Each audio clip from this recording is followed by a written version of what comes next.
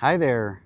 This is Councilman Raymond Beltran, Porterville City Council, District 1 representative, and I'm back. We're done with our little break from the kind of the end of June, beginning of July. There, we missed the first meeting in July, and so I'm back, and I'm happy to recap our last meeting here, July 21st, 2026.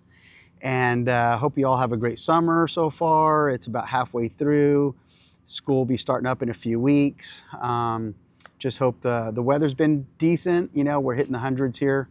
I'm out here at Murray Park, a different area in the kind of lower, Corona Drive area somewhere. But anyhow, I just found a nice shaded area on this hot evening. And I just wanted to go over a couple of things. It's been a minute since I made a video, and so I'll get right into it. I have 4 items I'll make different videos on. This will be the first one. And so again, this is a city council recap since the action's already been taken. I feel free to talk about it a little bit better. And it's item number 4 on the consent calendar, which was the purchase of refuge vehicles for the refuse department. Overall, this is coming from an enterprise fund. Enterprise fund is a dedicated fee charge that the city has, like wastewater, water, trash, where we charge a fee, and the funds that we collect go specifically for that enterprise. It can't be spent in any other manner. And so this had to do with purchasing 4 new trucks. There were different styles and types of trash trucks that we utilize. There's the front loaders for like the bins. There's the side ones for more the residential. There's a roll-offs for the large like construction style ones that go on the back of a truck that you would on and off ramps. And so, but this overall, there was a variety of trucks that we purchased that were recommended from the refuse department just to replace other trucks. Now, the reason this is a little bit interesting is overall, the state is mandating all cities in the state of California, all agents, I'd say overall, even if you're county, not just city, to utilize electric vehicles in 2027. There was some idea that some lobbyists and what have you, some efforts from municipalities would tell the state, hey, you know, this is going to be very expensive for cities, which ultimately the taxpayers, and electric vehicles really haven't worked out really well, especially on the large model, whether it's buses, refuse trucks, stuff like that. And so staff basically came back with 2 options, and one was a compressed natural gas, which is considered a cleaner fuel vehicle, and diesel, which most of us are familiar with. And so since this is basically on paper, at least for now, this is the last time we can really make a big purchase in any vehicle replacement, because if the state rules stay the same, next year in 2027, we'll have to purchase electric. So this is our last big purchase of these types of vehicles.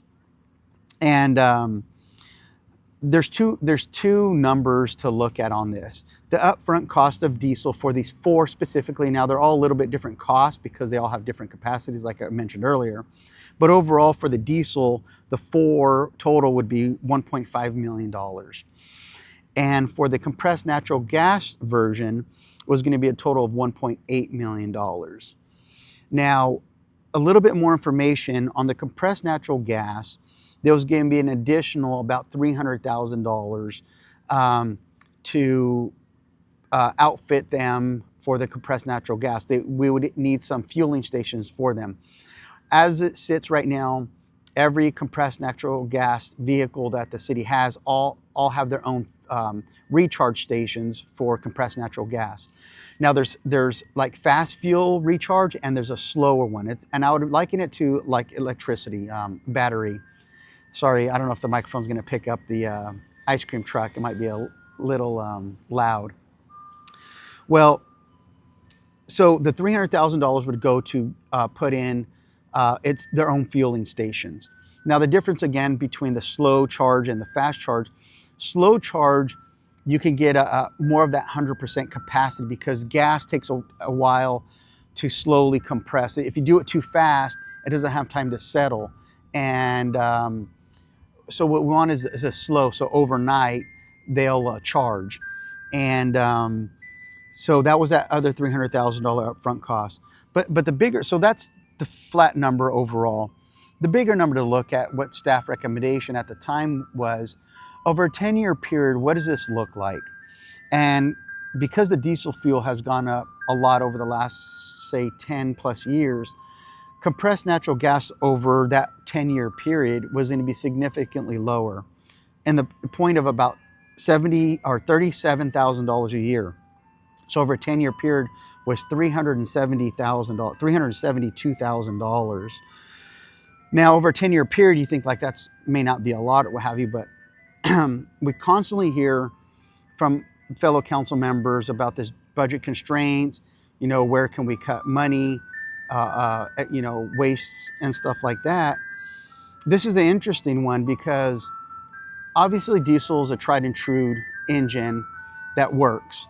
But our director, Isom, who's transportation director right now, was actually the head mechanic for the city of Porterville for a long, long time. And his experience in this area, basically his experience that there wasn't really a big difference between compressed natural gas and diesel and maintenance overall. It's more something that you feel familiar with. Our mechanics are capable of maintaining both compressed natural gas or diesel. Again, it's more of a familiarity thing. But again, it's really bothersome for me to hear about all these different things that, the city was wasteful and there's ways to cut back money or save money.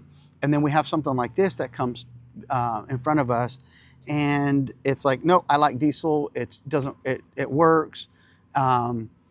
Compressed natural gas works as well. Every so often you have a hiccup, and I asked the director Isom about that. Let's say we do have to replace an engine, one or two of the engines from compressed natural gas. It's $35,000 to $40,000, which still net savings. Let's say we have to replace two engines. We still, over a 10-year period, will save $300,000. So it's just, and I try to point these out time and time again. If we take all the opportunities to save money, if the staff who does this and the new director who was a mechanic says there really isn't a big difference, not something significant where we can't operate or they don't work well. If he says it's a wash, then why not look at the opportunities to save money? And on top of it, the other interesting part is our air quality. Thankfully there hasn't been too many fires, but usually our air quality is really poor. Whether there's fires or agriculture use, things that impacts our air. You think you'd utilize different things to have clean air in the community. I don't know if it was late last year, I believe, the Parks Department switched over a lot of their equipment to battery operated equipment, because it was a recommendation of, hey, this helps air quality. And so again, this was item number 4, the purchase of compressed natural gas versus diesel trucks.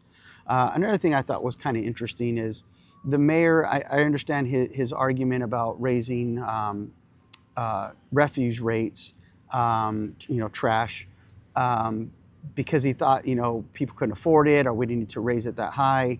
What's interesting is that because it's an enterprise fund, the money that we collected at that time is actually part of this fund to help have the money to purchase more vehicles. And so, you can't have it both ways, saying, I don't want to raise fees and, we don't want to create that impact, but then at the same time saying, hey, I'm going to use that money. And I wouldn't say even smartly, because you're actually spending more money in buying the diesel over the 10-year period versus saving some money and buying the compressed natural gas.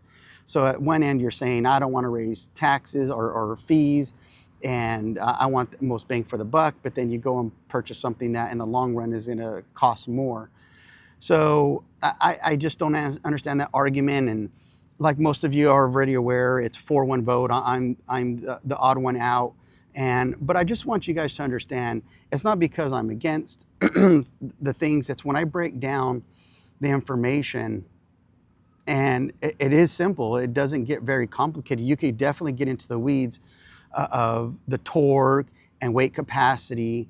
But we talked about in our capital improvement project this year that we approved of our transfer station at the corporation yard is making a larger capacity for more refuse to be, more trash basically to be dumped there. So we don't have to haul it so far. So if a trash truck isn't able to hold as much weight, let's say as diesel, they can come to the yard and dump it off and go make another run. So it's like for every, you know, reason they say not to, there's another reason I say that this works. There's another way. Why make this investment in if the transfer station if we're not going to utilize it? And so again, I'm trying to keep these videos a little bit shorter and to the topic. And so that's the whole thing about the compressed natural gas versus diesel and item number 4 in the July 2021 meeting. So just keep an eye out for the next video. And thank you again for watching.